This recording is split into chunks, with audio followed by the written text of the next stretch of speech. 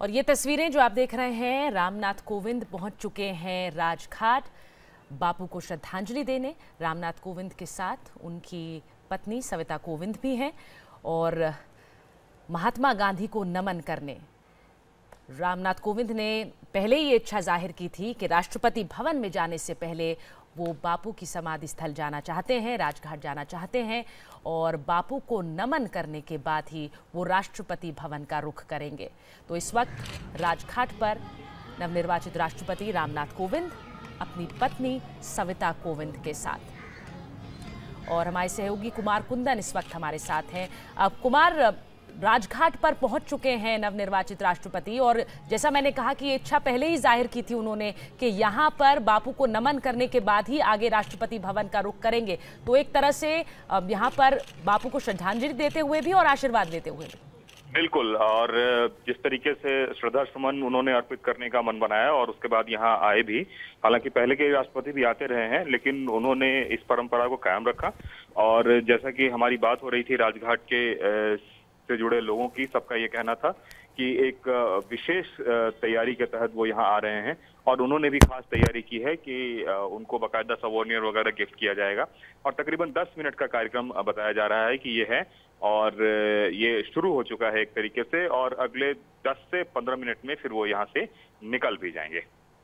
बिल्कुल, अब जैसा पुष्पेश जी हम कह रहे थे कि ये कोई नियम नहीं है, लेकिन एक तरह की परंपरा है जिसका निर्वाह कर रहे हैं राष्ट्रपति। इनसे पहले प्रणब मुखर्जी भी राष्ट्रपति भवन में जाने से पहले उन्होंने राजघाट पहुंचकर बापू को नमन किया था। तो एक तरह की परंपरा है जिसका निर्वाह रामनाथ कोविंद भी कर रहे हैं। देखिए, कुछ परंपराएं हैं जिनमें परिवर्तन भी होता है और परंपरा जीवित तभी रहती है जब वक्त के अनुसार परिवर्तन कर सके। मुझे वो चित्र भी याद आ रहा है कि जब ये परंपरा ये भी थी कि राष्ट्रपति अपने जूतों के फीते खुद नहीं खोलता था, कुर्सी में बैठकर कोई उसका अनुचर खोलता था। और जब कलाम साहब का वो चित्र याद आता है कि वो इन सब परंपराओं को उन्होंने ठुकराया।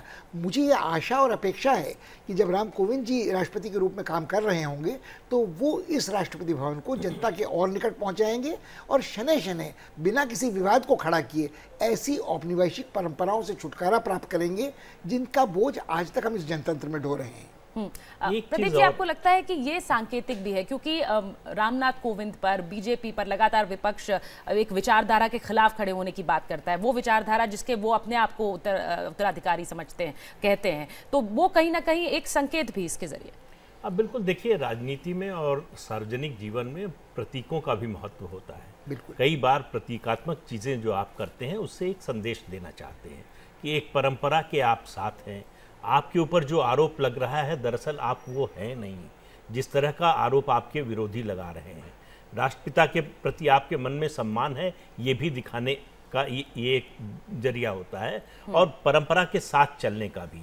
और दूसरी बात जो पुष्पेश जी ने कही कि कुछ उम्मीद करनी चाहिए कि बदलाव करेंगे कोविंद जी। खास तौर से आप देखिए कि राष्ट्रपति भवन और राष्ट्रपति के रख रखाव पर सालाना लगभग 16,000 करोड़ रुपए खर्च होते हैं। बिल्कुल, भारत जैसे देश में ये बहुत बड़ा खर्च है।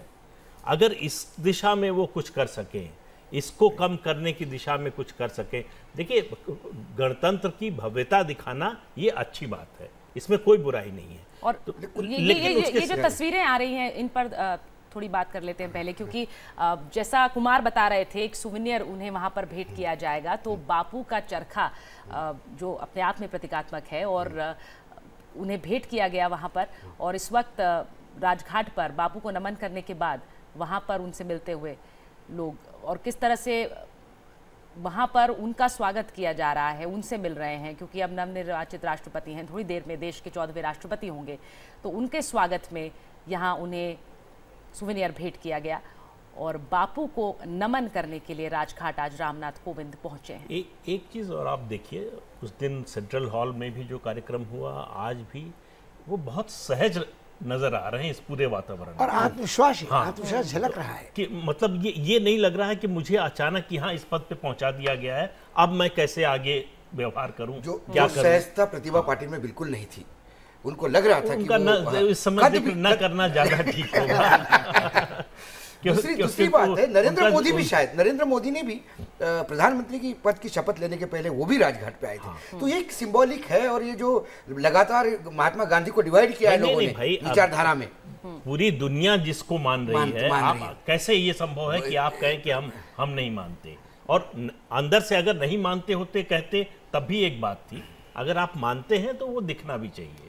ये कई बार ऐसा होता है सार्वजनिक जीवन में कि आप जिस पर विश्वास करते हैं उसको दिखाना भी पड़ता है, आपको उसको जाहिर भी करना पड़ता है। और मुझे लगता है इस सरकार में ये ज्यादा है, क्योंकि जो दिल में है वो सामने होना चाहिए, बार बार प्रधानमंत्री भी करते आए हैं। इससे और पहले वो सब भी सामने अभी दिख रहा है, जो सिंबॉलिकल दिख रहा है। और इससे पहले भी कई बार राजघाट आए हैं रामनाथ कोविंद, ये कहा भी गया, बताया गया उनके बारे में।